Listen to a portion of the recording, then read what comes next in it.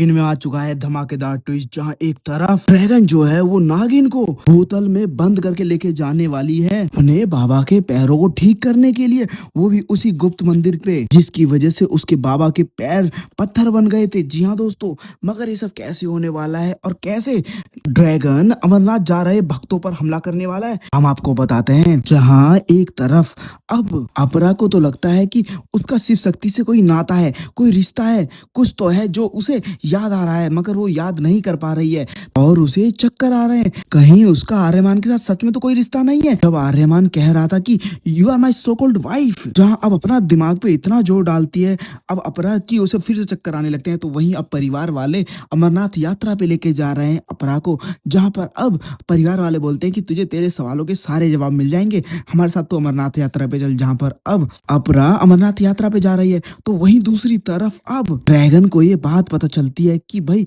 अमरनाथ यात्रा पे जा रहे हैं लोग, और उसमें आदर्श का भी परिवार है, यानी कि जिस प्रेस को टेक ओवर करना चाहती थी राधिका, वही अब अमरनाथ यात्रा पे जा रहा है, वो भी उसी ट्रेन में। तो वही अब उसके परिवार के साथ उसे खत्म कर देना चाहती है। वेल दोस्तों, जहां पे आपको देखने को मिलने वाला है कि भाई सीरियल में धमाकेदार ट्विस्ट आ चुका है, जहां एक तरफ ड्रैगन पहुंच गई है कि भाई किसी भी सवाल का कोई जवाब नहीं मिलने वाला अपरा को, और वो अटैक करने वाली है अब उसी ट्रेन पे। तो वही दूसरी तरफ अब अपने कुछ सवालों के जवाब ढूंढने के लिए जा रहा है और चिंगिस्तानियों का भी पता लगाने जा रहा है आर्यमान उसी ट्रेन से जिस ट्रेन से अपरा जा रही है। तो वहीं दूसरी तरफ आपको देखने को मिलने वाला है कि भाई जब अटैक कर देगी राधिका उसी ट्रेन पे, तो वहीं अब आर्यमान को देखेगी तो वहीं अपने अटैक करने के प्लान रोक देगी और उसी ट्रेन में चली जाएगी। जहां पर अब उस ट्रेन में आर्यमान पूछने वाला है राधिका से कि तुम ट्रेन में कब आई और कैसे आई। तो वहीं दूसरी तरफ आपको देखने को मिलने वाला है कि भाई जहां पर अब राधिका की मुलाकात होने वाली है अपरा से,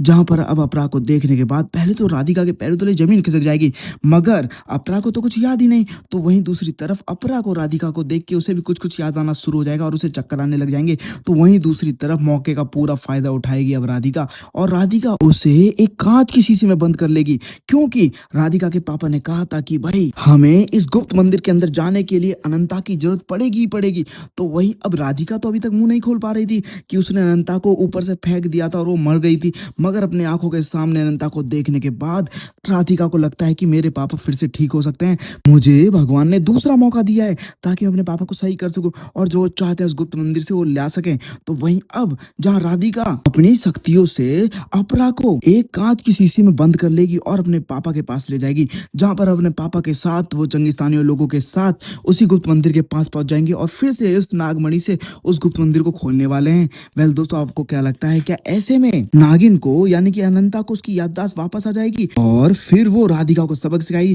क्या आप लोग चाहते हैं कि नागरानी की शक्तियां उसे मिल जाएं और अनंता फिर से अपने असली रूप में आ जाए? तो हमें ज्यादा से ज्यादा कमेंट करें और साथ ही सीरियल से लेटेस्ट अपडेट रहने के लिए हमारे चैनल को सब्सक्राइब करना ना भूलें। और दोस्तों, क्या आप लोग चाहते हैं कि आर्यमान और अनंता की लव स्टोरी दिखाई जाए? तो भी हमें ज्यादा से ज्यादा कमेंट करें।